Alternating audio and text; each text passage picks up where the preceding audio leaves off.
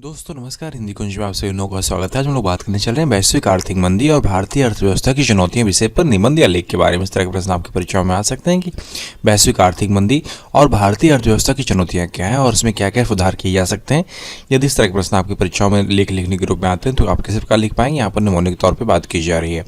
यदि आप हिंदी कुंज चैनल में पहले आ रहे हैं तो यूट्यूब पर हिंदी कुंज चैनल को सब्सक्राइब कर लें ताकि आपको हिंदी भाषा और साहित्य की उपयोगी जानकारी प्राप्त होती रहे। तो शुरुआत करते हैं।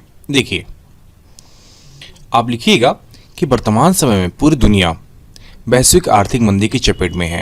कोरोना महामारी के बाद से ही अंतर्राष्ट्रीय बाजारों में उथल पुथल का दौर जारी है, जिसका प्रभाव भारतीय अर्थव्यवस्था पर भी पड़ रहा है।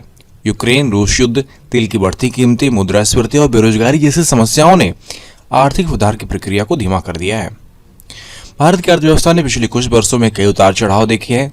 कोविड-19 के दौरान जीडीपी में भारी गिरावट आई, लेकिन 2021-22 के बाद से धीरे धीरे सुधार के संकेत मिलने लगे। हालांकि वैश्विक आर्थिक मंदी के कारण निर्यात और औद्योगिक उत्पादन का दबाव बढ़ गया है, विशेष रूप से विनिर्माण क्षेत्र में, और सूक्ष्म, लघु और मध्यम उद्यम इकाइयों को गंभीर चुनौतियों का सामना करना पड़ रहा है। मुद्रास्फीति एक बड़ी समस्या बनकर उभरी है।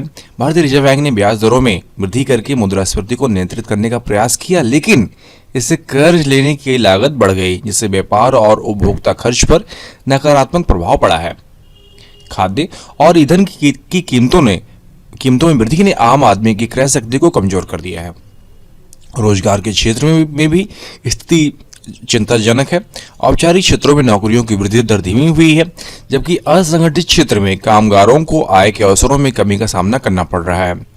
युवाओं के लिए रोजगार के अवसर सीमित हो गए हैं, जिससे पलायन और सामाजिक असंतोष बढ़ने का खतरा उत्पन्न हो गया है। सरकार ने आर्थिक सुधार के लिए कई योजनाएं शुरू की, जैसे कि आत्मनिर्भर भारत और उत्पादन लिंक्ड प्रोत्साहन योजना। इनका उद्देश्य घरेलू उत्पादन को बढ़ावा देना और निवेश को प्रोत्साहित करना है। हालांकि इन योजनाओं का पूरा लाभ मिलने में अभी बहुत समय लगेगा। भविष्य की राह निर्धारित करने के लिए सरकार और रिजर्व बैंक को समन्वित नीतियां बनाने की आवश्यकता है।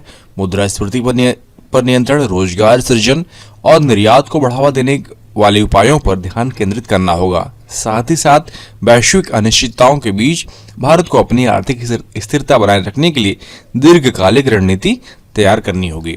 तो इस तरह लेख संक्षिप्त में है, परीक्षा उपयोगी दृष्टि से है। चाहे तो इनमें कुछ और बातों को अपनी तरफ से जोड़ सकते हैं।